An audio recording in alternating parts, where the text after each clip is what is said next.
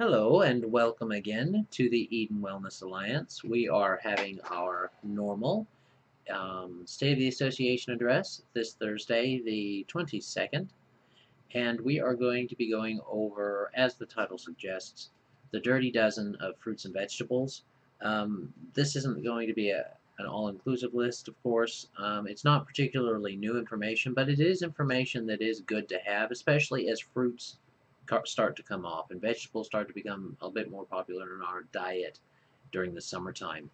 So that is something to think about. First off, we do our housekeeping with different announcements and things like that. I actually don't have any announcements this time, so no worries there. We are going to keep you guys updated as far as anything else goes, but the end result is we are having the normal things going on the next few weeks. That being the CRN on Tuesdays at 8 a.m. is when we try to get everybody there, and you can see all those different the way that the CRN flows by looking on our YouTube or here on the website. Also, we are going to be it is to give you the guys the location. It is Sweet Bay Coffee right there across from Creekmore Park in Fort Smith on Rogers. So that is where it will be. Secondarily is our next week's Save the Association, which we will do. So a week from now, you can tune back in for a different article. This week's article, however, like we said, is the Dirty Dozen. This is coming from an ABC News article, and it is a article that is not particularly new at all. It is a 2009 article, so it is 8 years old. But that's okay because the information within it shouldn't have changed much at all. So we'll see. We'll see. Uh, to dive right in, it is titled The Dirty Dozen of Fruits and Vegetables, and it is by Elizabeth Lamy, I believe is how that's said, and Sheila Evans. And there's the date if you want to know when. And let's get started. In a recent study, two-thirds of domestic and imported produce contained no pesticide residue, according to the Food and Drug Administration. Yet the study did not mention the other third of produce which did contain traces of pesticides. According to findings from 87,000 government tests, the Environmental Working Group dubbed 12 vegetables the Dirty Dozen. They are the fruits and vegetables most likely to contain pesticides. Okay, so this information may have changed. This is not the type of article I was hoping for it to be. But moving on. Some fruits and vegetables can have 9 different pesticides in a single serving, said Jane Houlihan, the Senior Vice President for Research at the Environmental Working Group. Peaches top the Dirty Dozen list because they require a lot of pesticides to grow, according to the Environmental Working Group. The rest of the Dirty Dozen include apples, bell peppers, celery, cherries, nectarines, strawberries, kale, lettuce, imported grapes, carrots, pears. For a complete list of the Clean 15, the produce least likely to contain pesticide residue, click here, which we may do next time. Maybe that's what we'll do next time.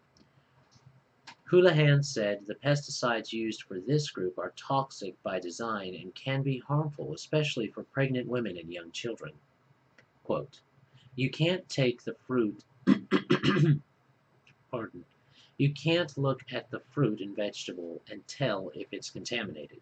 You can't see the pesticides, and you also can't just look at the thickness of the skin or things that you think would drive lower levels, Houlihan explained. However, statistics show that the majority of fruits and vegetables that do contain pesticide residue have only trace amounts that are allowed by the U.S. government. The American Council on Science and Health, a nonprofit group that is partially funded by the food industry and often defends chemical use, says pesticide worries are overblown and are playing on people's fears. Quote, "It's just a scare tactic. Don't worry about it," said Dr. Gil Ross. Quote, "Pesticides have been studied and studied and studied, and the approved use of pesticides in this country in agriculture do not present a health risk to Americans," end quote. Regardless of whether you are worried about pesticides, everyone agrees that fruits and vegetables need to be properly washed to remove soil and bacteria. Here are a few tips. Experts believe that holding fruits and vegetables under running water helps wash the contaminants away. It is always a good idea to use a vegetable brush on hard produce. One study found that spraying produce with a mixture of vinegar and water is very effective. For a complete list of the produce least likely to contain pesticide residue, the Clean 15, click here. So that's probably the one we'll do next time, just so we can address it. But to come back and go through this a little bit, let's just talk about the fruits first, the fruits and vegetables first, and then we'll go in and the content of it. Because there's definitely more than one thing I want to go over. So peaches do indeed, as it says, um, they definitely have the hardest time getting rid of their pesticides, simply because they have a lot of their skin holds on to a lot of things. Um, Peaches, nectarines, and ones like that, the fruits like that that have that skin that is kind of fuzzy, they tend to hold on to pesticides longer and hold more pesticides. So those are ones to think about and watch for. And if you're not washing those off before you're eating them, you might want to do that. If you're going to eat ones that have had pesticides on them, I it's one of those things where it's always better to eat stuff that you've grown for yourself or that has been made pretty cleanly. So it mentions peaches, mentions apples, bell peppers, celery, cherries, strawberries, kale, lettuce, imported grapes, carrots, and pears. So this is just a fair general list of things to watch for as far as pesticides go. The main thing I want to hit in on here is the fact that they actually got a doctor. They specifically went and got a doctor, this Dr. Gil Ross, to say, "Oh, don't worry, pesticides are have been studied and studied and studied. No worries." It sounds like a really great statement to give to a great, concise, and scientific statement. Just say it's a scare tactic. Don't worry about it. Pesticides, they've been studied, studied, studied, and proved. Curse the government to take care of you according to that. I mean, just kind of like you didn't.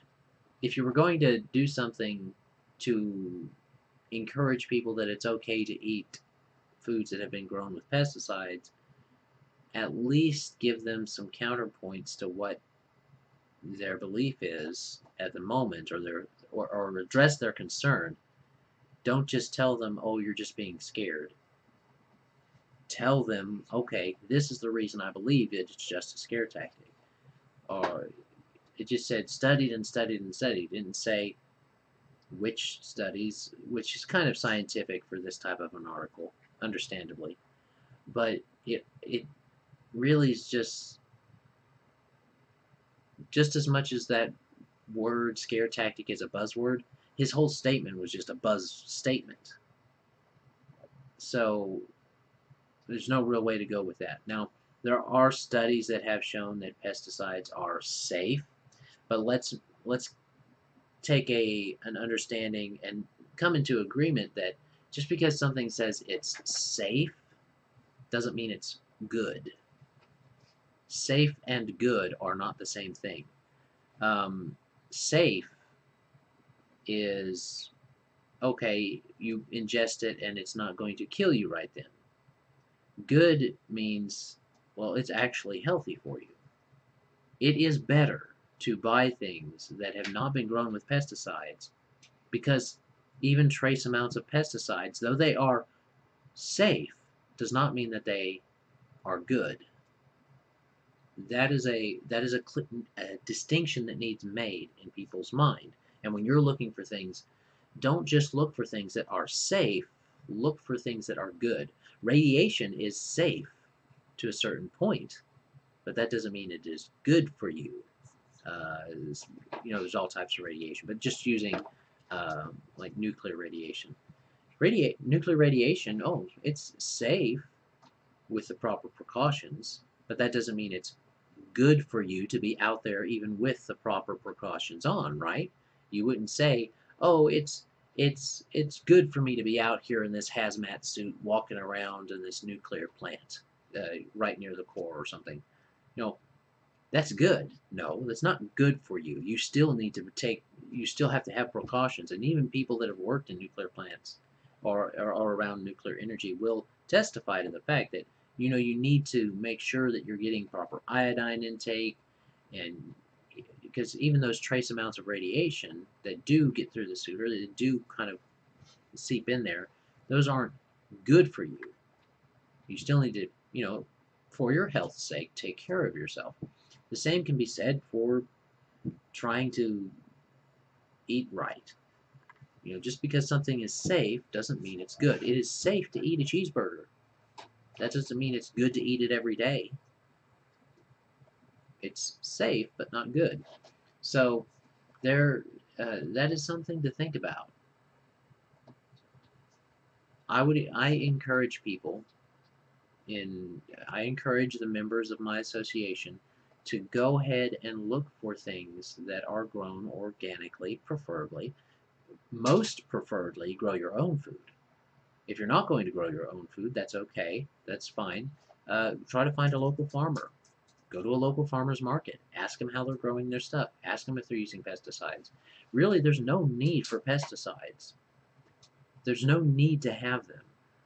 You can get just as much protection for your plants by using vinegar and by using uh, peppermint oil. If you're growing your own plants and you're having trouble with bugs, harmful bugs, get a spray bottle, some water, put in some peppermint essential oil, preferably doTERRA, please, because you are going to ingest this. And then you kind of spritz your plants that are having the trouble. That's not crazy. That's not hard. That's not a hard thing to do. Planting some plants around other plants to make sure that they don't have a bunch of problems. Marigolds around your garden help keep away a lot of harmful bugs. And they bring in things like butterflies and stuff like that, pollinators. So just being aware of what you need to do, how you need to do it in gardening, educating yourself on it. You can garden naturally without any problems. There, it is. It is not complicated. It is fairly simple. It's not always easy, but it's fairly simple. So, that's my kind of gripe on this one. And do I like this article? Could I recommend it to people? Nah, it's not a very good article. I mean, I do like that they just gave you the list, but they didn't discuss.